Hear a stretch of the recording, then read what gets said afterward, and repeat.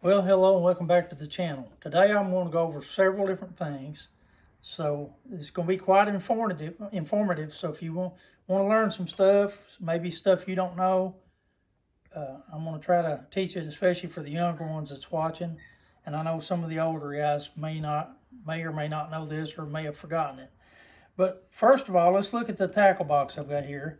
It's got several different baits in it, but how can I protect that to keep these baits from rusting, the hooks from rusting? And one of the things you can do is you can take rice and you drop it down in the box. What does rice do? Rice absorbs moisture. So that's one thing you can do, and that'll help prevent your hooks from rusting.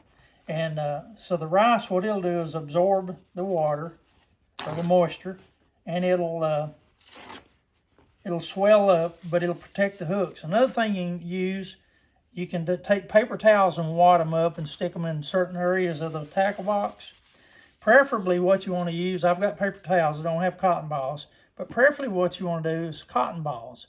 And you just stick them randomly here and there, and believe it or not, you can put one or two in there, it'll draw the moisture right to it. You pull, if it's paper towels, you just pull it out and throw it away and go and just get another paper towel, wad it up like this, stick it in there, and you're good to go.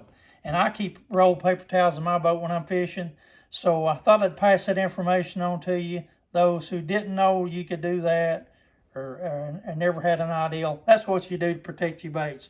Rice, paper towels, or cotton balls, and that'll take care of that. All right, we're going to go on to something else. I'm going to move this out of my way. Now, some guys have been asking me, and I've taught guys I fished with over the years how to do this. For example, one time we was on Guntersville Lake, and the bass were biting very large worms, and we didn't have any and couldn't find any. And so what they was hitting was worms that were a foot long, and what we could buy was 6 to 8 inches, and that was it. So here's what you want to do when you're in that situation. And I'm just sacrificing a small worm to show you. But what you want to do, you take a lighter and you light the end of it. And you stick the other one to it.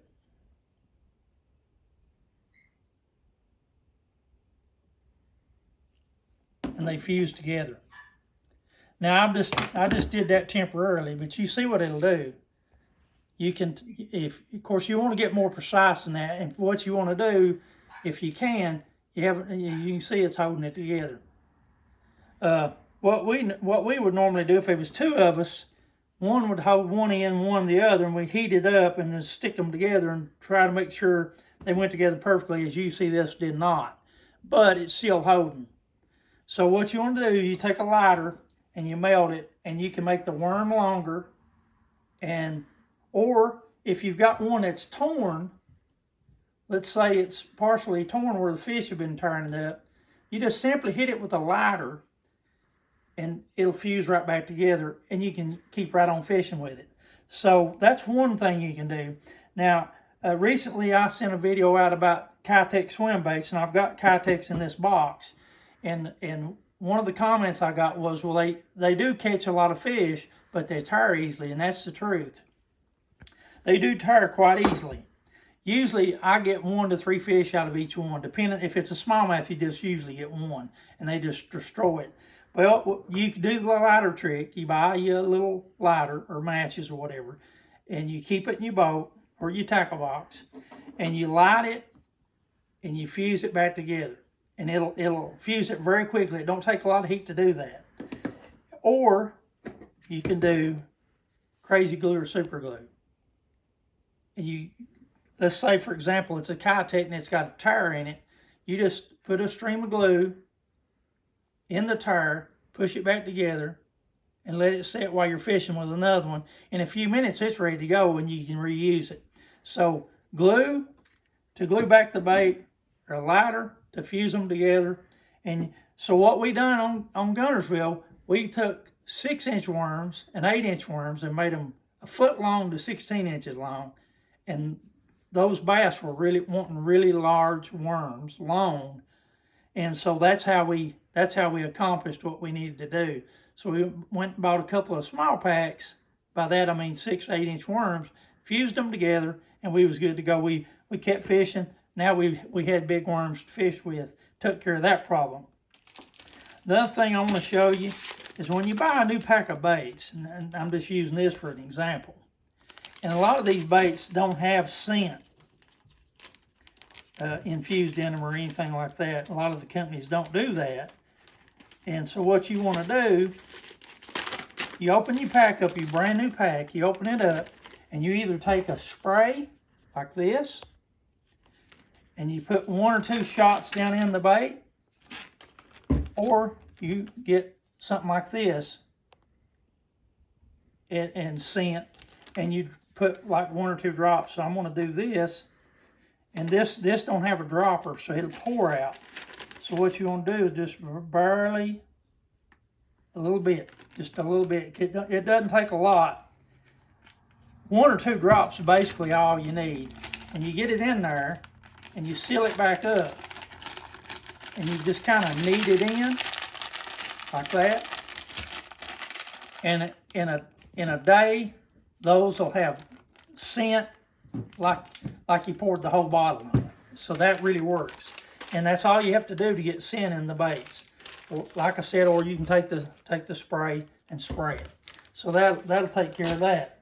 Now another thing that I like to do when I'm fishing, if you take Q-tips, and you keep you some Q-tips with you, and let's say you're wanting to dye a specific part of the bait, and I've got just a leftover from the little small worm here.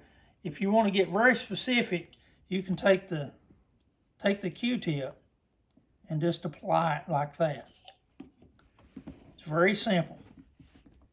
You just put it on the Q-tip. If you want to be very specific about where you're putting the dye, as you see, it is now dyed. And I've done it very specifically with a Q-tip. Now, you can buy this scent, or these dyes rather, in these little bottles, or they come in little tubes, and they got a applicator on, just like a little ink pen would have, or a Sharpie. They kind of work like a Sharpie. So you can put that on there and apply the scent. If you keep the big bottles though, you do the Q-tips, you can put it exactly where you want it, and that'll take care of that problem. So, lighter in the boat, glue, scent, something to cut with, a knife of some sort, and when you're dyeing or when you're gluing things back together or heating it up, make sure you got something to protect your fingers. A couple of